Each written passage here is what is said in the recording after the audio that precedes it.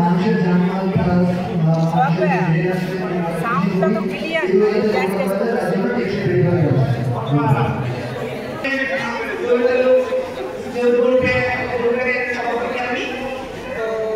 আমরা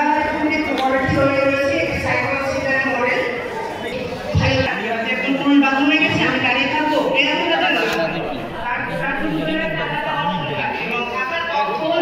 সেফটির জন্য সাইক্লোসেনের গুলোকে তাহলে আমি সুবিধা হবে বিদ্যুৎ না থাকাকালে সেখানে যেন দেখতে পাচ্ছি আমরা বাগেরহাটে ভবনে একটু দেখাই তাহলে হচ্ছে আমরা এখানে এবং মাঝখানে ড্রেন ব্যবস্থা আছে এবং প্রত্যেক মোড়ে মোড়ে কিছু ডাস্টবিন তৈরি করা আছে। আমরা যদি বর্তমান বাগেরহাট দেখি বাগেরহাট আস্তে আস্তে একটা